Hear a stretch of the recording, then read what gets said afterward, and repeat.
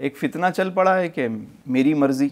अब वो मैं आपको बताऊं कि एक शख्स है, उसने गाड़ी ख़रीदी, वो हाईवे पे गया और वहाँ स्पीड लिमिट लिखी हुई है 120, वो 200 की स्पीड पे गाड़ी चला रहा है।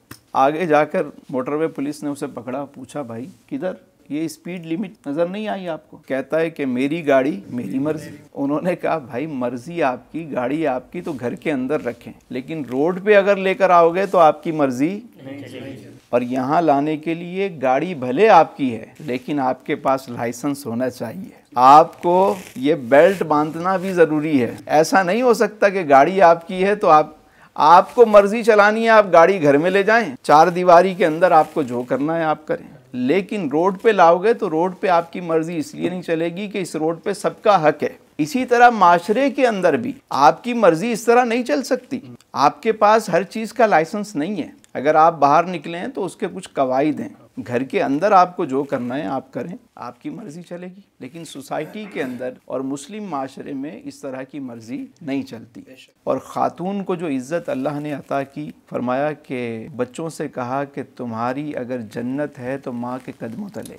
बीवी को तो एक मर्द एक शौहर की इताअत का हुक्म दिया गया ना, और उसके अगर 4 बच्चे हैं तो चारों को माँ का एहतराम करने का हुक्म दिया गया। इस्लाम ने तो वो मकाम और मर्तबा ख़वातीन को दिया। जब इस्लाम नहीं था तो ख़वातीन के साथ क्या सुलूक होता था? बच्चियों को जिंदा दरगोर कर दिया जाता था, गुलाम बना के रखा जाता था। बेटी की पैदाइश को लोग वाकई अच्छा नहीं समझते थे, लेकिन ये तो हुजूर का करम है। खातून अगर बेटी की शक्ल में है तो फरमाया तुम्हारे लिए रहमत है।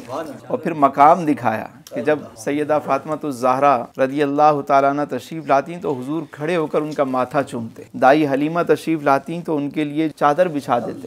तो ये रहमत आलम ने ख़वातीन के हुकूक बताए कि ये जो 20-25 लोग हैं जो ये बातें करते हैं, इनके अलावा कभी आपने देखा हमारे घरों में आज़ादी किस चीज़ से चाहिए? किस चीज़ से आज़ादी चाहिए भाई आपको? मिसाल के तौर पे कश्मीर के लोग अगर आज़ादी चाहते हैं तो वो उस जुल्म और जबर से आज़ादी चाहते हैं। आप बताएं आज़ादी मार्च किसके लिए है? किससे आज़ादी चाहिए? आप मर्द से चाहिए तो कौन से मर्द से चाहिए? बाप भी तो एक मर्द है, भाई भी तो एक मर्द है, बेटा भी तो एक मर्द है, शौहर भी एक मर्द है। कौन से मर्द से? असल में इन्हें मादर पिदर आज़ादी चाहिए। हुकूमत वक्त से भी मेरी गुजारिश है कि इन्हें जो आज़ादी चाहिए, दुनिया में बहुत सारी जगहें ऐसी हैं जहाँ पे रेड लाइट एरियाज़ हमने सुना है कि होते हैं, तो इन्हें जो आज़ादी चाहिए वहाँ भेज देना चाहिए। ना रहे बांस ना बजे बांसुरी।